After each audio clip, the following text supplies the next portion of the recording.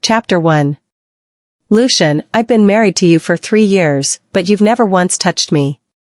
I'll give my blessing to you and your first crush by giving up on our marriage. Tomorrow, you're free to go after her. But for now, just make it up to me for my feelings for you all these years. Please? With that said, Roxanne Jarvis leaned down and pressed her lips to the man before her as though she was a moth drawn to fire. Her action was both frenzied and desperate. She knew this was a despicable move, but she had loved him for too long. All the while, she had suffered greatly. And now, all she wanted was a little consolation. Roxanne, how dare you? Lucian Farwell clenched his jaw as his fury sprang to life. His handsome face was as black as thunder. He wanted to push her away, but the mounting desire in his body was too overpowering. It threatened to burn away all his capacity for reason. How dare she scheme against me? I'm afraid of nothing. A lone drop of tear slipped out of the corner of Roxanne's eye. Her kisses grew rapid as her inexperienced hands fumbled around his body hastily. All she wanted was to own him entirely for once. A wave of fury crashed through Lucian. Alas, things weren't under his control. Soon, his instincts took over. As his body burned up, he lost his rationale completely. The next day, Roxanne woke up at dawn, tamping down on her discomfort. She got out of bed and put on her clothes. After that, she pulled out the divorce agreement she had prepared from the drawer and placed it on the bedside table. Before leaving, she gazed at the man in the bed. Lucian, I'll set you free. From today onward, we shall go on separate ways. We will have nothing to do with each other anymore, Roxanne murmured. She averted her gaze and turned to leave. Her heart was full of bitterness and anguish as she stepped out of the Farwell residence. Roxanne had loved Lucian for 7 years. She had a crush on him from her teenage years until her university days, so her biggest wish was to be his wife. Alas, Lucian despised her the moment she married into his family. Back then, his grandfather was critically ill and needed a joyous occasion to hopefully ward off the bad luck. As luck would have it, she was selected to be Lucian's wife. Her greedy father and stepmother immediately agreed to the marriage. She could still remember how delighted she was as she waited for the night of her wedding. Yet, when Lucian showed up, he bore a disgusted expression. Roxanne, I'll have you know that the person I want to marry is Aubrey Pearson. I never wanted to marry you. Only Aubrey has the right to be my wife. You're not good enough for me, he declared. Roxanne knew that Lucian wasn't obliged to love her. However, she still held on to the hope that the man would warm up to her one day. In the past 3 years of their marriage, she did her best to be a good and caring wife. Every night, she'd prepare dinner so he could come home to freshly cooked meals. No matter how late it was, she would only go to bed in peace after his return. If he got drunk at social events, she would take care of him meticulously instead of leaving him in someone else's hands. Whenever he got ill or hurt, she would be more worried than anyone else. Every winter, she would switch on the heater and fill the bathtub with hot water for him. In the morning, she'd wake up earlier than usual to warm his clothes up so he wouldn't feel the cold. Nevertheless, he never loved her, and he never would. The day before yesterday was Roxanne's birthday. But Lucian went to the hospital to keep Aubrey company. It was then that Roxanne finally understood that her one-sided feelings would never be reciprocated. She would never make Lucian fall for her, for his heart belonged to another woman. Thus, Roxanne decided to give up. Lucian only roused by 10 in the morning. The first thing he wanted to do after getting up was to choke Roxanne to her death. Lucian was the CEO of Farwell Group, known for his acuteness. No one in the corporate world was his match. Thus, he had never fallen for someone else's trap. Never in his wildest dreams did he expect to fall for that woman's trap. Simmering with anger, he glanced around the room but didn't see Roxanne anywhere. Out of the corner of his eye, he spotted the document on the bedside table. What is that? Lucian's brows furrowed as he picked up the document with the words divorce agreement printed in bold text on the front page. His gaze narrowed dangerously. First, she resorted to that despicable trick to force me to have sex with her, and now she wants a divorce. Huh. How many tricks does she have up her sleeves? Lucian refused to believe that Roxanne wanted to divorce him for real. Getting to his feet, he put on his clothes and strode downstairs furiously. Did you see Roxanne? He asked the butler, Lance. Taken aback, Lance replied swiftly. Mr. Farwell, Mrs. Farwell left home with her luggage before dawn. Hearing that, Lucian halted in his tracks in surprise. 6 years later, at VR Medical Research Institute, Yartran. Roxanne had just stepped out of her laboratory when her assistant, Linda, told her, Dr. Jarvis. Professor Lambert needs to talk to you. He wants to see you in his office. After staying up the entire night, Roxanne was feeling drowsy. However, upon hearing Linda's words, she snapped out of her daze as her mind cleared. Did he say anything? Don't tell me my little rascals destroyed the research results again? Apparently, came Linda's answer. She shot Roxanne a sympathetic look. Roxanne was an efficient and capable woman. At a young age, she became the mentee of Harvey Lambert, the best professor in the medical world. With her outstanding capabilities, she was never reprimanded for her work. Nevertheless, that didn't stop her from being the scapegoat for her naughty sons. Linda comforted her, you spent 3 days in the laboratory, so Archie and Benny were worried about you. They spent their days bumbling around in Professor Lambert's office. I think he got a few new white strands of hair from the trouble they caused. Hearing that, Roxanne felt an incoming headache. She couldn't help but find the situation funny, too. 6 years ago. She left the Farwell residence and headed overseas without hesitation. Initially, she wanted to further her studies, but soon discovered she was pregnant. Back then, she was caught in a dilemma on whether she should abort her children. When she arrived at the hospital, she changed her mind. For she couldn't bear to part with her children. In the end, she kept her children. Roxanne was pregnant with triplets, 2 boys and a girl. During her delivery, her baby girl was born without any signs of life due to a lack of oxygen, and only the boys survived. She nicknamed her sons Archie and Benny. The thought of her genius sons gave Roxanne utter bliss. However, she slumped her shoulders when she recalled she was about to get reprimanded, thanks to their actions. Chapter 2. Roxanne hurried to Harvey's office. After pushing the door open, she spotted the little rascals inside. They were sitting on the couch in the office and swinging their legs nonchalantly. The boys lit up at the sight of Roxanne. Scrambling off the couch, they ran toward her excitedly. Mommy, you're finally done. I thought you'd be staying in the laboratory forever. Mommy, you've worked hard. Are you tired? Sit down. I'll give you a massage. They led Roxanne to the couch so she could take a seat. As Roxanne took in their concern, she suddenly felt it was worth it to get yelled at. Look at how obedient you are. You weren't like this when you hacked into my computer earlier. Harvey huffed angrily behind his desk. Archie declared, it was all your fault, Professor Lambert. You kept asking Mommy to work overtime. Look, she's getting malnourished. That's right. Mommy's an ordinary human being. How could you ask her to work day and night? Benny chimed in as he kneaded Roxanne's shoulder. His temper spiking, Harvey gave a bark of laughter and responded. You're too overprotective of her. Everyone in the research institute does the same. With that said, he shook his head and turned to Roxanne. How did your research go? Roxanne shot him a grin. It went smoothly. I'll send the data to you later. She paused before asking. Have you restored the data in your computer? Harvey ran a hand through his hair in frustration. It has been an hour, but I still can't restore anything. Amused, Roxanne patted Benny's hand. Benny, go restore Professor Lambert's computer. Don't be naughty.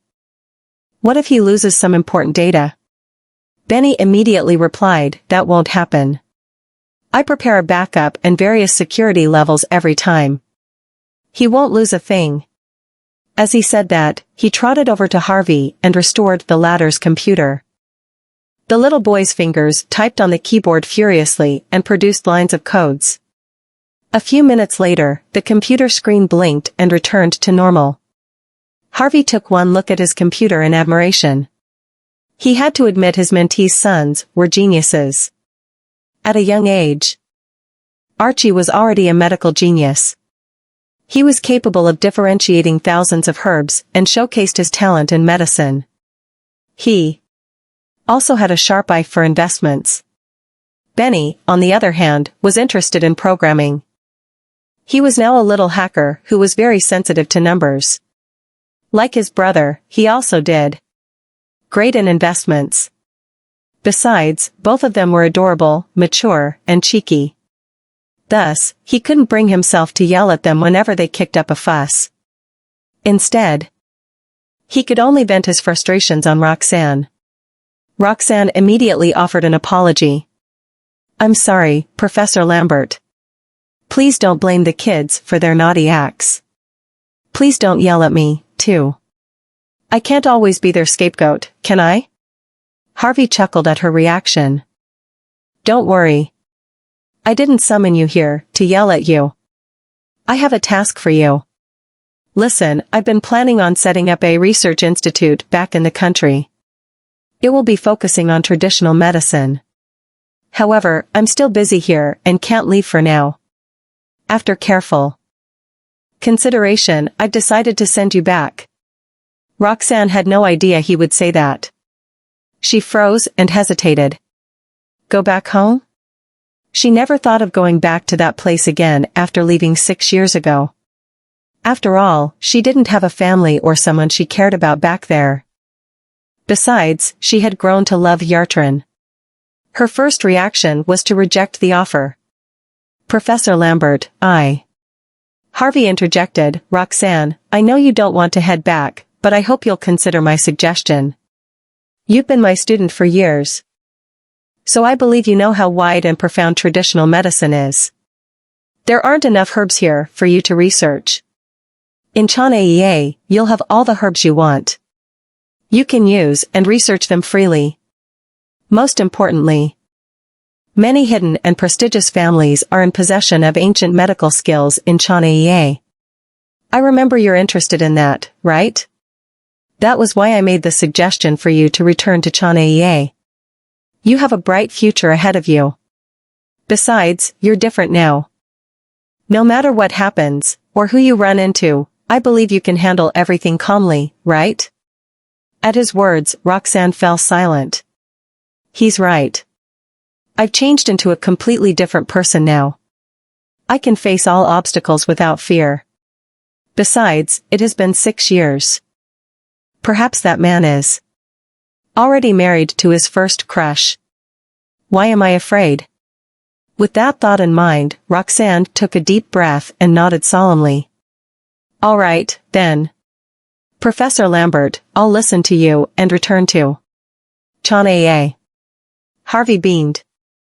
I'm glad you made up your mind quickly. Don't worry. I'll ask Linda to come with you. I'll also arrange a team to help you out there. Great. Thank you, Professor Lambert. Roxanne gave a curt nod. As they were conversing, Archie and Benny shared a look. They could sense each other's excitement. Mommy's finally returning to Chanae. In fact, the two of them had been dying to head back for ages. After all, their father was back there. They wanted to see him in person. Of course, they also wanted to teach him a lesson for deserting his wife and children.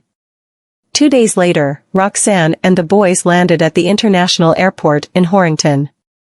Roxanne was finally back in Chanae after 6 years. After disembarking the plane, they walked out of the hallway. Just then, Benny squeezed his legs together and tugged at the corner of Roxanne's skirt. Mommy, I need to pee now. Roxanne and Archie giggled at the sight of his urgent expression. Okay. Let's go, then. She reached out to ruffle Benny's hair. At once, Benny trembled violently. Stop it, Mommy. I'm going to pee my pants. With a chuckle, Roxanne led him to the restroom. Archie then brought him into the restroom while Roxanne waited outside with their luggage. She didn't forget to send her professor a text to inform him about their arrival. Suddenly, a familiar voice rang out. Idiots! How could so many of you fail to keep an eye on a little girl? What use are you if you can't even complete such a simple task? There was a hint of fury in the man's melodious, deep, and rich voice. It was pleasing to the ears. Roxanne's hands, which were initially typing out a message on her phone, froze instantly. 6 years had passed since she last heard this voice, but she still found it eerily familiar. Looking up, Roxanne spotted the tall figure some distance away. Standing not far off was a tall man. His black suit accentuated his long legs and added a touch of elegance to his figure. Even in the crowd, he was eye-catching. Roxanne could see his perfect side profile from her line of sight. His tall nose and sculpted features were the envy of many. In fact, he looked so handsome that other men paled in comparison to him. Lucien Farwell. Roxanne's heart clenched at the sight of him. She had no idea she'd run into him on the day of her arrival. The feelings she had buried deep in her heart emerged temporarily. But she quickly put a lid on them. Her gaze turned frosty. She could finally appear calm before him. Right then, the boys emerged from the restroom. Mommy, we're done, they declared cheerfully. Roxanne snapped out of her reverie and nearly had a heart attack. The first thought that popped up in her mind was that she needed to leave right away. I can't let Archie and Benny see him. They bear a resemblance to him. If they bump into each other, he'll definitely realize something's wrong. Roxanne refused to get involved with him yet again. Flustered, she urged, You're done? Come, let's go. You don't want your godmother to wait, do you? Without waiting for a reply, she dragged her luggage away. Halfway through his phone call, Lucien heard a familiar voice and turned at his shoulder. From the corner of his eye, he spotted a familiar female figure. Roxanne Jarvis? Is that her? She's back? Lucien ran after her immediately, but her figure had already disappeared into the crowd. As his gaze turned dark, Lucien was about to explode with rage. She left the country so resolutely and even abandoned the kid. There's no way she's back. Chapter 3. Roxanne's heart lurched to her throat and remained there as she hurried out of the airport. She kept turning at her shoulder to confirm he didn't come after them. Fortunately, his figure remained nowhere to be seen even after they exited the airport. Roxanne could finally heave a sigh of relief. The kids found it strange that she kept turning her head to glance behind them. As Roxanne seemed anxious, they knew it wasn't the time to ask questions. Without a word, they allowed her to drag them out obediently. Roxanne. Archie. Benny. A woman called from afar. The three of them lifted their heads and saw a lady dressed in a suit, waving at them happily as she made their way to them. Roxanne relaxed gradually at the sight of the woman. Flashing a smile, she said, Madeline, it's been so long. Madeline Zander was her best friend back in university and was currently working as a doctor in her own family's hospital. Shortly after, Madeline came to a stop before them and flung her arms around Roxanne. You're finally back home. I've missed you so much, she said in a friendly manner. Roxanne chuckled and replied, I've missed you, too. They'd been in touch over the years online, but rarely got the chance to meet each other in real life. After giving her a hug, Madeline squatted down and pulled the boys into a hug. My babies. Do you miss me? Archie and Benny giggled adorably before answering in unison, Of course we do. Aunt Madeline, we even dreamed of you. You're still as pretty as ever. How sweet of you. Madeline beamed happily after hearing their praise. Roxanne's guard was still up. She glanced at the gate of the airport and said calmly, let's go. We can talk back home.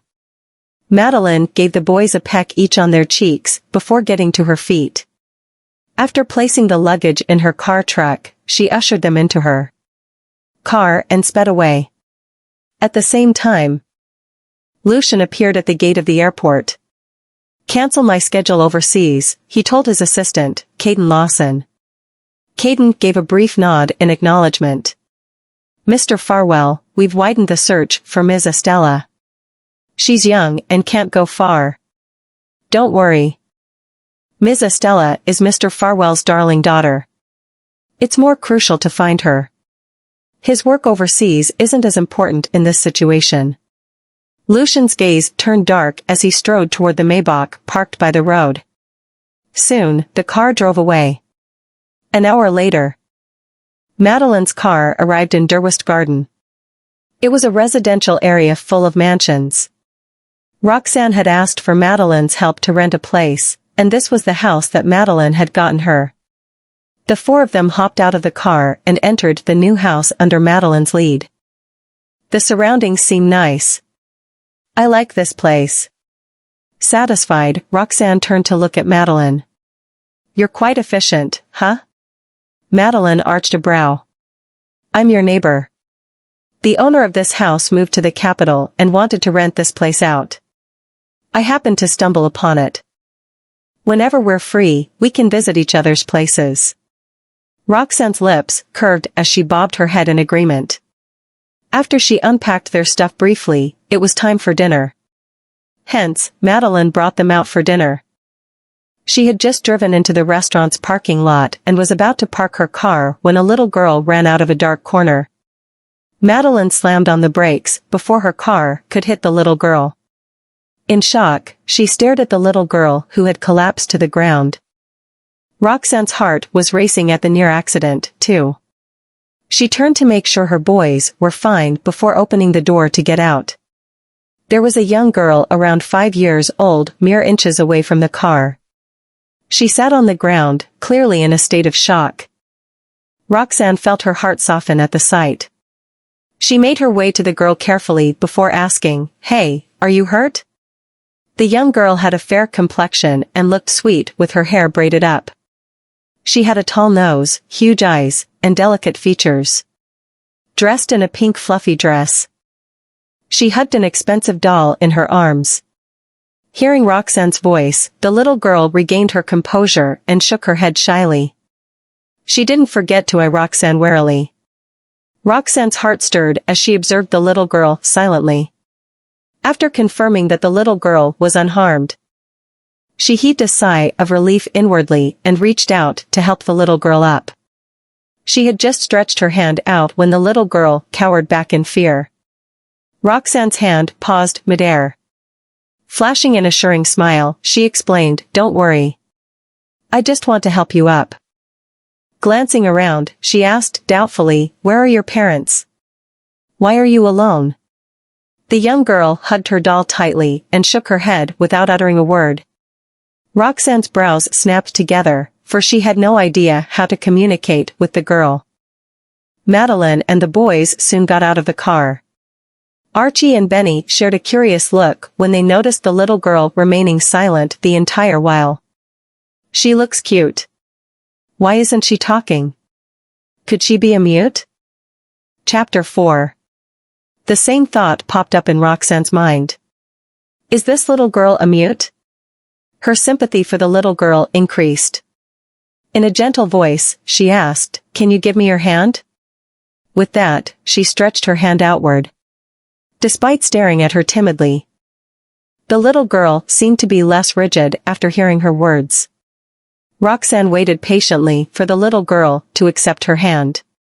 After a long hesitation, the little girl finally reached out to take Roxanne's hand cautiously.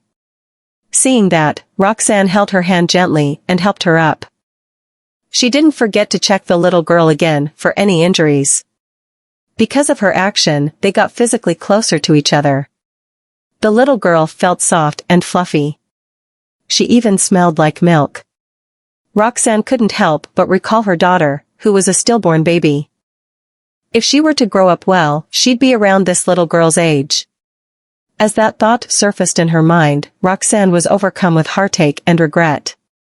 As if sensing her emotions, the little girl stayed put and gazed at her quietly. I know I shouldn't talk to strangers. But this lady is really pretty. Strangely, I feel the urge to get close to her. At that moment, Madeline remarked, "Oh, what an adorable young girl. She's as adorable as our boys." Roxanne nodded in agreement. I believe she got lost.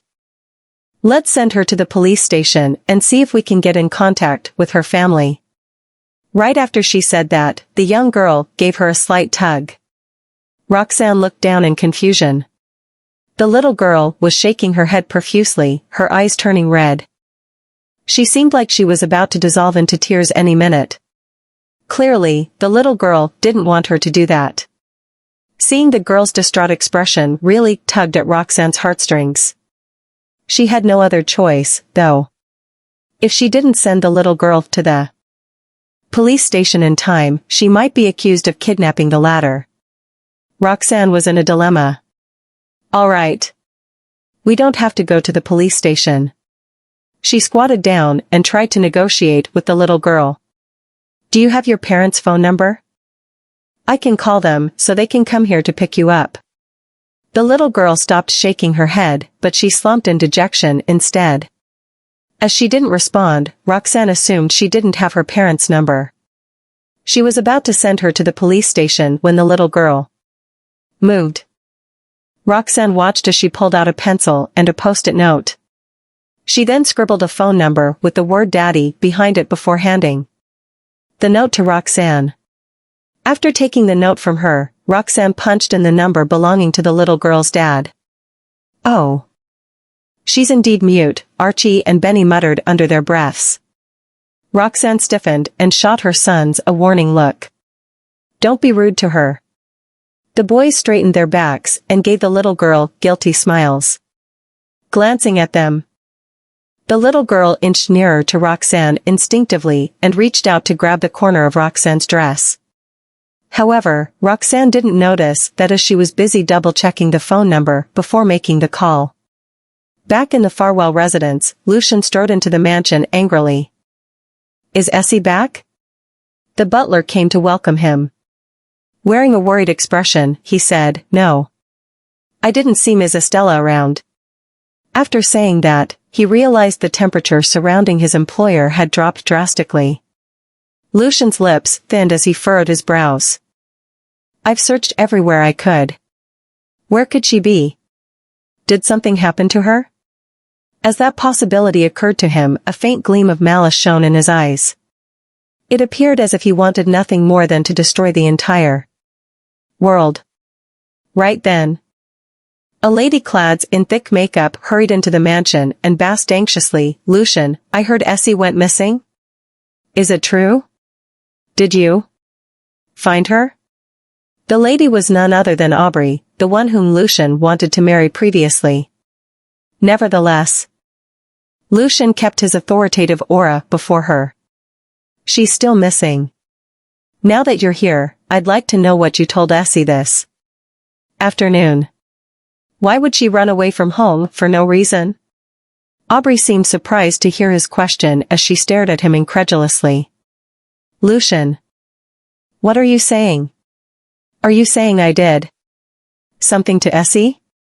Seemingly hurt, she added, I did nothing to her. Never mind if someone else misunderstands me. You've seen how I treated her dearly over the years. Even though Essie treated me coldly, I didn't mind and took good care of her. I never yelled at her. No way would I do something to make her run away from home. With her red-rimmed eyes and innocent expression, she was trying hard to convince Lucien that she had nothing to do with Estella's disappearance. Deep down, she wanted nothing more than for the mute little girl to disappear forever. Indeed, she was harsh to Estella that afternoon. She also told the little girl that she would give birth to more adorable children after she married Lucian. By then, Lucian would no longer adore Estella. As Estella couldn't talk, Aubrey wasn't afraid that the former would complain about her behavior to Lucian. However, she had no idea that Estella would end up running away from home. This is great. It will be better if she can't return. That way, I won't have to see her again. Chapter 5. Lucian glared at her silently for a few seconds. Meanwhile, Aubrey dug her nails into her palm to stop herself from revealing her real emotions. You'd better not be lying. Lucian averted his gaze a while later and turned to Caden. Did the police get back to you? Caden's voice was grim. Not yet. He glanced at Lucian carefully and asked, could someone has kidnapped Ms. Estella? Concern was evident in his voice. The girl was Lucian's darling daughter. She was well adorned in the Farwell family and thus became the target of many of Lucian's rivals. Previously, she was nearly kidnapped. Now, she was nowhere to be found, and even the police couldn't find her anywhere. Hence, Caden couldn't help but think of the worst, someone had kidnapped her. Lucian's gaze turned as dark as thunder. Increase the manpower and expand the search area. I want to see her by the end of today. Got it. Caden responded loudly. He felt a chill go down his spine when he realized his employer was about to blow his top. Lucian had just spun on his heels to leave when his phone rang. Right now, he wasn't in the mood to talk on the phone. Pulling out his phone, he was about to reject the call when he realized it was from an unknown number. Recalling Caden's earlier words, Lucian scowled and answered the call. A female voice rang out. Hello. Hearing that, Lucian narrowed his eyes suspiciously. Why does this sound just like her voice? The figure he spotted that afternoon at the airport flashed across his mind. Hello? Is anyone there? Roxanne repeated dubiously after a while. Lucian came back to his senses and replied curtly, yeah. His answer was only one syllable, so it was too short for Roxanne to recognize his voice. Roxanne heaved a sigh of relief after hearing his response. Hello. I've run into a little girl who gave me your phone number. You must be her father, right? Are you free to pick her up now? Her voice rang in his ear clearly and resonated in his mind. The more she spoke, the colder Lucian's gaze became. When she stopped talking, Lucian's eyes were practically blocks of ice. It's her. It has been years since we last met, but there's no way I'd have mistaken her for someone else. Roxanne Jarvis, you're finally back. Gritting his teeth forcefully, Lucian lowered his voice deliberately and asked, where are you? We're at Drunken Fairy. We'll wait here with her. Will you come to the restaurant to pick her up?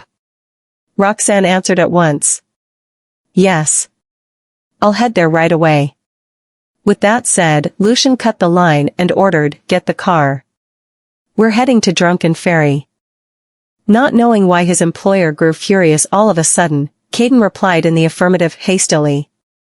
Roxanne stared at her phone as the screen dimmed. Strangely, she felt nervous for no reason. The man's voice sounded hoarse. Why does it sound familiar? As Roxanne couldn't figure out an answer, she stopped deliberating over the matter. Aren't you hungry? Madeline asked. After all, they had been waiting outside for some time. She continued, I'm starving. Let's head in for dinner. We can bring her out when her father arrives later. Roxanne shot her a grin. All right. Let's go in. She squatted down again to the little girl's height to meet her gaze. Are you hungry? Do you want me to bring you in for dinner? Your daddy should be on the way here. When he arrives, I'll bring you out. Will that do? She asked. The little girl stared at her for a few moments, seemingly reluctant. If you don't want to come in, I'll wait here with you, Roxanne added patiently. Hearing that, Archie and Benny chimed in, we'll wait with you too, Mommy. Madeline slapped her forehead in exasperation. Am I the only one starving here? Little girl, we're not bad people. No bad person will treat you to a meal in an expensive restaurant. You must be hungry, too. Come on in with us. There's no need to be stubborn. Everyone's gazes fell on the young girl. As Archie and Benny were also hungry, they stared at the little girl expectantly. Biting her lip, the little girl came closer to Roxanne and reached out to tug at her sleeve. She then gave a careful nod. You don't have to force yourself, Roxanne told her gently, seeing through the girl's thoughts. The little girl shook her head yet again. Seeing that, Roxanne patted her head affectionately. She took the little girl's hand and led her into the restaurant. Madeline held the boy's hands and watched as the little girl trotted beside Roxanne obediently. She teased, she was wary of us just a while ago, but she's gotten close to you now. With a sigh, she lamented, indeed, good-looking people are always favored. In response, Roxanne grinned and held the little girl's hand tightly without responding to Madeline's teasing words. Chapter 6. The Drunken Fairy was one of the best private restaurants in Horrington. Every dish served was exemplary, and the place only accepted the most high-profile clients. Reservations also had to be made at least 1 month in advance. Madeline had managed to book a table yesterday using her connections. The restaurant's interior was exquisite, a screen separated every table, each room's entrance was made of wood, and the building didn't have a roof. When night fell, the chandelier above gave off a very antique and quintessential vibe, and one would feel as though they were dining under the moonlight. The small group made their way into the building and seated themselves at a corner table. It wasn't long until the waitstaff arrived with their food. Worried that the little girl would feel uncomfortable, Roxanne gave her all her attention, feeding her and wiping her mouth at every opportunity. Archie and Benny sat next to them. Seeing Estella indulge in the food melted their hearts, and they tried their best to peel as much shrimp as they could for her. Estella never stopped chewing as she kept her focus on the growing pile of food before her. Did you hear what happened? The Farwell family's princess has gone missing. The family scoured the entire city for her, but they still can't find her.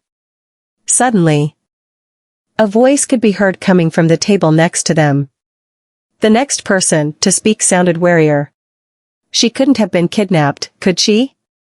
Whoever's done it sure has nerves of steel. Who would ever dare lay their hands on her? She's Lucian Farwell's precious little girl. They must be tired of living. Roxanne's movements slowed down visibly at the mention of Lucian's name, and she began to space out. The conversation resumed anyway. Right? The little princess might be mute and has never said a single word, but she still gets to live the best life. How lucky of her. Mute? A look of suspicion flashed in Roxanne's eyes as she stopped moving. Lucian's precious little girl is mute? This child I picked up hasn't spoken a word.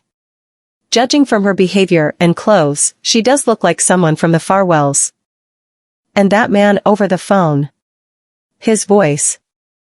At the thought of this, Roxanne suppressed her astonishment as she turned to the child on her left. Seemingly having noticed her gaze, the girl glanced up at her with eyes full of puzzlement. As soon as their eyes met, Roxanne felt as though she had been struck by lightning. This kid. She can't be Lucian's daughter, could she? Madeline put down her cutlery and stared at the child for a few seconds. That'd be too much of a coincidence, wouldn't it? She asked hopefully. As Roxanne's best friend, she knew everything the former had gone through for the past 6 years. This girl looks like she's around 5 or 6, which means she's about Archie and Benny's age. If she really were Lucian's daughter, that means he would have had a child with that first crush of his right after Roxanne divorced him. That guy just couldn't wait, huh? Roxanne really deserves someone better than him. not knowing what her friend was thinking. Roxanne recalled all the events that had ensued after she met this child. The more she thought about it, the more certain she was that the little girl seated next to her was Lucian's daughter. "I'd say we've hit the jackpot this time," she remarked, with a grimace. Seeing how sure the woman looked, Madeline felt her heart sink as she gazed at the confused-looking child. "What should we do, then?" "Lucian's probably on his way now," she whispered. Roxanne began to panic. A brief moment later, she handed her phone to Madeline. "Take my phone and act like it's yours. I'll get Archie and Benny out of here. We'll be waiting for you at the parking lot." Madeline nodded in understanding. Still, seeing the little girl remain perplexed made Roxanne's heart ache. "I'll leave this little one to you." She then turned to her own 2 children. "Let's go." The 2 boys followed her obediently without question. Upon walking past the little girl, Roxanne felt a soft tug on her sleeve. Looking conflicted, she turned to the child, only to see the latter gripping onto her sleeve tightly. Looking extremely flustered. Seeing the girl's distraught expression really tugged at Roxanne's heartstrings. Regardless of whatever had happened between her and Lucian, she knew this child was never to be blamed. Eventually, she comforted the little one. "I have to go now. This lady here will take good care of you, so wait right here, okay? Your daddy will be here soon." With that, she forced the child's grip off of her and strode out of the private room, never looking back. At the same time, Madeline hastily instructed the staff to take the 3 used sets of plates and cutlery away. Not long after the waitstaff had done as told, the wooden door was pushed open. A group of bodyguards dressed in black stood in 2 rows, making a path in between them. Seeing that, Madeline instinctively straightened her back and gazed at the entrance, trying her best to appear calm. Then, she watched as a frosty-looking Lucian made his way into the room. Chapter 7. There were now only 2 people inside the room. Lucian scanned his surroundings before his gaze fell on his daughter. The little girl was still upset by Roxanne's sudden departure, so upon seeing her father, not only was she completely unafraid, but she even turned away with a huff. A faint scowl appeared on Lucian's face. Well aware that Estella was just as enigmatic and difficult to handle as her father was, this was a job for Lucian's assistant, Caden. "Are you okay, Ms. Estella?" The little girl merely glanced at him before furiously turning away once more. Caden observed her. Noticing that she was safe and sound, he sighed with relief and turned to report to his boss. With narrowed eyes, Lucian turned to the woman beside his daughter. Madeline's chest tightened as she met his gaze, and she secretly squeezed her own hands to compose herself. "Where's Roxanne?" Lucian's expression darkened as he took a good look at Madeline's face. He could actually tell it was her? Madeline fretted internally while at the same time feeling relieved that her best friend had left in time. This guy's energy is so unbearable. I feel like I could suffocate. Who knows what might happen if Roxanne were still here? I don't know what you're talking about. Who are you guys? You sure are rude to barge in without even knocking. Concealing her emotions and unleashing her best acting skills, Madeline pulled the little girl into her arms while staring cautiously at the men in front of her. The crease between Lucian's brows deepened. That's my daughter you're holding. Were you the one who called me? Madeline stilled briefly. Yes, it was me, she answered rigidly. Lucian stared at her expressionlessly before scanning every detail inside the room. She does sound like the woman over the phone. But does she think she can fool me? Besides, the state of this room is an obvious attempt to hide something. Sure, there are only 2 sets of plates and cutlery on this table, but 3 of the chairs look like they've been moved. There's no way the workers at Drunken Fairy would make such a mistake. There must have been people sitting there before I came. Also, all this food definitely isn't meant for just a woman and a child. After glancing around, he set his eyes on Madeline again. The woman suddenly had a bad feeling. The next second, she watched as Lucian took a phone from his assistant and swiped on the screen before peering up at her. Soon, the phone Roxanne had passed to her began to ring. Having been caught off guard, Madeline nearly jumped in fright. But she hurriedly composed herself and glanced at the phone for a moment, before lifting it up and rejecting the call. "Since you're her father, you can take her with you," she commented, meeting the man's gaze. Then, she caressed the little girl's head, placed her on the ground, and nudged her in Lucian's direction. Lucian's brows furrowed slightly as he took 2 steps forward. Thinking he was coming over to retrieve the child, Madeline was about to let out a sigh when she suddenly heard the man speak to her in a skeptical tone. "You seem to have quite the appetite, miss. To think you ordered a whole table of food just for yourself and a little girl." The man casually stopped next to the table, his words seemingly implying something. Madeline fell silent. After holding her breath for a moment, she forced a smile. "My appetite isn't any of your concern. Besides, I ordered this much food because I've invited my friends over. They just haven't arrived yet." Lucian raised an eyebrow. "And you've begun digging in instead of waiting for them to show up?" As his words fell, the man glanced at every dish on the table. Madeline felt like she was about to die. It took her yet another while to collect herself before flashing him another distant smile. "I'm really close with these friends, so they don't mind me eating first. They're used to it." Not waiting for him to speak again, she took a deep breath. "Look, sir, I found your daughter and kindly informed you about it. I even made sure she didn't go hungry. It's fine if you don't thank me, but why are you interrogating me like I'm a criminal? What have I ever done to deserve this?" Despite sounding indignant, the woman was screaming at the top of her lungs deep down. "Please stop asking me questions. I'm going to end up spilling the truth at this rate. Who could ever put up with this guy's presence?" Meanwhile, Roxanne waited in the parking lot, holding hands with a child on each side as unsettlement swirled within her.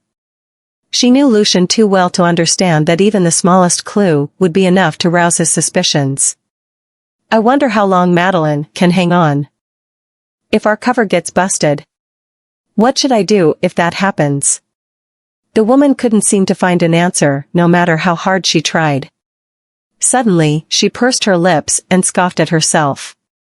"What am I even scared of? He probably never wants to see me again after what I did to him back then. Even if he saw me, he'd probably pretend not to know me or just think of me as an eyesore. And look at me scaring myself like this, before even seeing his face. Seriously?" Chapter 8. Seeing how restless their mother looked, Archie and Benny asked deliberately, "Who's Lucian, Mommy? Why are we hiding from him?" Roxanne slowly returned to her senses and stroked their heads, smiling as if everything was fine. "He's no one important. I just have a bit of a personal grudge against him. I want you both to hide if you ever hear his name, okay?" The 2 boys nodded. "Okay, Mommy." After Roxanne looked away, they glanced at each other, curiously. What could have happened between Mommy and Daddy? It all seems like a huge misunderstanding. As Roxanne continued to ponder over what could be happening on Madeline's side, the boy spoke again. "Mommy, we left in such a rush back there. If that guy becomes suspicious, he might check the surveillance cameras and find us easily," Archie reminded. The woman tensed up instantly. "Oh, God. I totally forgot. What do I do? I was so focused on running away that I forgot about the cameras. Lucian might already be here. I can't stay here. I have to take the kids home right now." Seeing the way their mother reacted made the boys turn away to conceal their smiles, and they only consoled her after they had suppressed the smiles on their lips. "Don't worry, Mommy. I'll handle this." Benny took his laptop and began tapping away on the keyboard. It only took a while for him to hack into the restaurant's surveillance cameras and wipe out every footage of them. I'm done. After deleting all the footage, the boy glanced up at his mother with twinkling eyes, eagerly waiting for her to praise him. Heaving a long sigh of relief, Roxanne pulled the two children into an embrace. Thank goodness I have you. You've just saved me. Aware that she was still nervous, the boys let her hold them a little longer. Are we leaving now, Mommy? Or should we wait for Aunt Madeline to come outside? Asked Archie after Roxanne had let go. Having calmed down, the woman gazed at the entrance of the empty parking lot. Let's wait a little longer. The boys nodded in response. Back inside the restaurant, failing to force a confession out of Madeline, Lucien could only assuage the hostility that surged within him. Pardon my rudeness. Thank you for helping me find my daughter. Well, then, we'll be off now. Enjoy your meal with your friends, he stated coldly. Then, he turned to the little girl. Come, Essie. With a reluctant pout, Estella waved at Madeline politely before walking toward her father. Lucien arched his brow slightly but said nothing more, leaving with the little girl and his group of subordinates.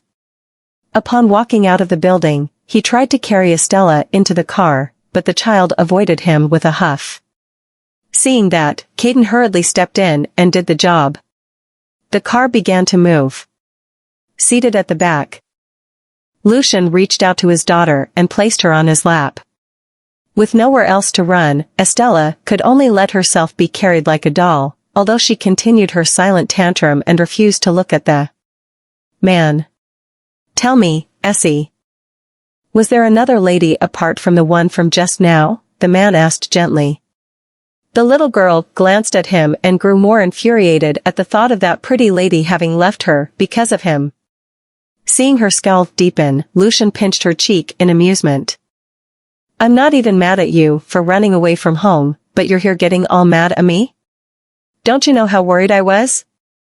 Will you tell me why you ran away? Yet, the child shoved his hand away and turned her head to one side again, ignoring him. Looks like she's really upset. The man pursed his lips in frustration, feeling at a loss as to what to do. You don't have to answer me if you don't want to, but promise me that you won't run away from home again. He then turned to Caden, who was seated in front.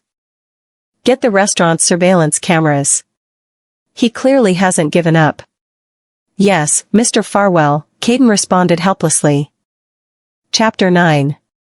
20 minutes later, the car slowly stopped at the Farwell residence. Estella did not want anyone to carry her. She quietly got down from the car by climbing down slowly. Lucien followed right behind and did not utter a word.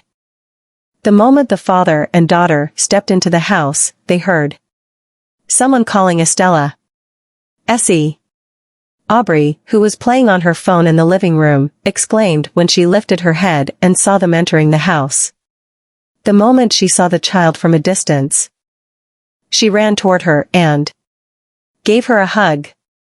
Essie, you're finally home. How could you run away and not tell us? I got the shock of my life when you went missing, do you know that? Are you okay? Are you injured? She started inspecting Estella's body to make sure the latter was all right. Estella froze for a bit, as she was taken aback by Aubrey's actions. But the cold look soon returned to the little one's gaze when Aubrey's voice kept ringing in her ear, expressing her insincere concern. Does she not know why I ran away?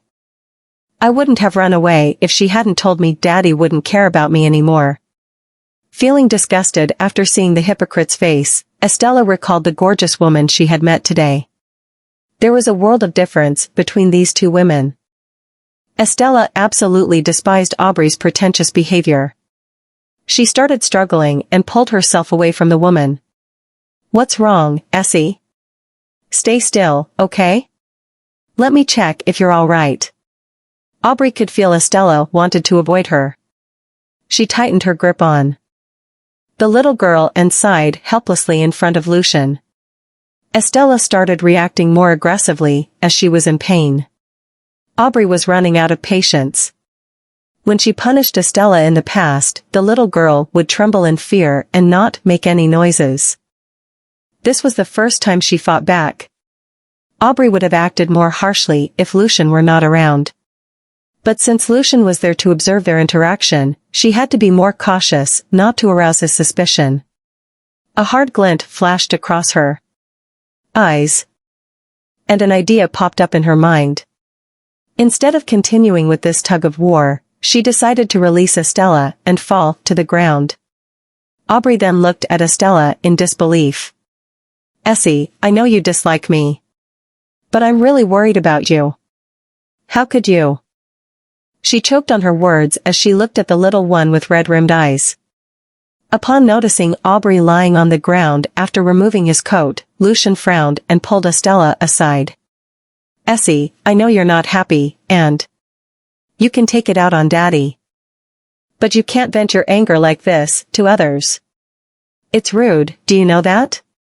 Estella refused to admit she was at fault, but at the same time, she felt helpless. Daddy always sides with that evil woman. She pulled her hand away from his grip, hugged her doll tightly, and ran upstairs.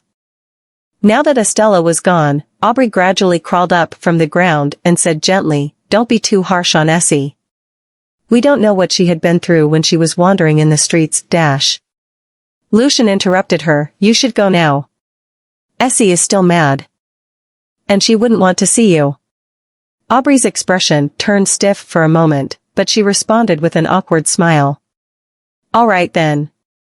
I'll come and visit her on another day." She then lowered her head and walked out of the Farwell residence.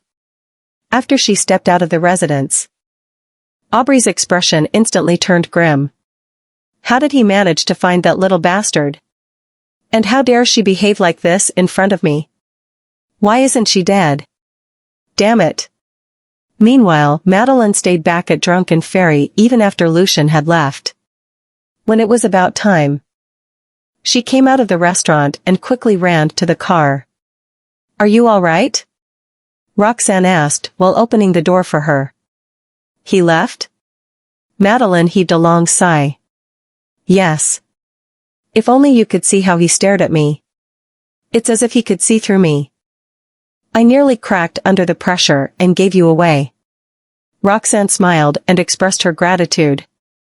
"You must have had it hard. Let's go elsewhere and grab something to eat, shall we?" "My treat." Madeline waved her hand and turned her down. "No, thanks. I've packed all the leftovers. I must enjoy all these dishes from this exquisite private restaurant." Chapter 10. The four of them then returned to the mansion. Roxanne and the two children were so hungry that they gobbled up all the leftovers Madeline brought from the restaurant. After dinner, the children went upstairs to take a shower. Madeline cast a doubtful look at her best friend. "Why are you running away from him? I don't get it. I thought you two had a divorce agreement? Why are you so afraid of him? And you didn't tell me why you divorced him. What exactly happened in the last few years?" After meeting her gaze, Roxanne lowered her eyes and hesitated for a moment. She decided to roughly tell Madeline the story. "Oh, my God. No, you didn't." Never in a million years did Madeline think Roxanne would drug Lucien and give birth to his children. So that's why she ran away when she heard his name. Roxanne bit her lower lip and looked agonized. "I don't want him to know about Benny and Archie. Besides, I'm still worried that he would still hold grudges against me for drugging him. People with an identity like his can easily take revenge against me as long as he wants to. I wouldn't be afraid of facing the consequences if I were alone. But now that I have two kids, I have to act responsibly." She flashed a self-deprecating smile and continued, "Maybe it's just me overthinking. He might not even give a damn about it. I'm just a nobody anyway." "That's what you thought." Madeline knitted her brows. "I think he recognized your voice. When he went in just now, he asked where you were. It seems he was coming after you." Roxanne was stunned for a bit upon hearing that. She felt a prickly pain in her heart. He must have hated me for what I did that night. I bet that's the only feeling he has for me. Upon seeing how upset her best friend was, Madeline consoled her. Don't worry, Roxanne. I'm sure you won't bump into him so easily since Horrington is a big city. And your jobs aren't really related either. Roxanne nodded, hoping luck would be on her side. Mommy. Suddenly, Roxanne heard Archie's and Benny's voices from behind. Roxanne and Madeline immediately stopped their discussion and looked toward the stairs. Archie and Benny had just taken their shower. There was still moisture in their hair, and their fair skin was dewy. The two little ones, who wore pajamas printed with cow spots, came downstairs. They walked up to the women, tilted their heads upward, and gazed at them with wide eyes. What are you two talking about? Madeline squatted down and carried both cuties in her arms. You two are so adorable. I like you so much. Come, let's go home with Aunt Madeline. Archie and Benny could not utter a word as Madeline kept squishing their cheeks. Roxanne could not help but giggle. She went up and rescued her two boys from Madeline's clutches. Suddenly, she remembered something. Oh, before I forget. Since I came back here in haste and would be busy working, I can't take Archie and Benny with me all the time. Can you recommend me a kindergarten for these boys? And oh, I'll need to find a nanny too. The boys did not say anything upon hearing what their mother said. With their level of intelligence, they would not need to go to a kindergarten at all. But since Mommy is busy, we can only try our best to lessen her burden. Madeline thought about it for a while. Yes. I do have a kindergarten in mind. Roxanne looked at her. Tell me about it. Madeline said, there's a kindergarten for children from the elite families, and it's pretty well known in Horrington. The classes are exciting, kids will get to learn multiple languages, and the teachers are highly qualified. A lot of wealthy families would fight for a spot for their children. You won't have to worry about big bullies in that school. Roxanne instantly responded, really? Let me find out more about this kindergarten on the internet. If everything goes well, I wish to enroll Archie and Benny in the school right away.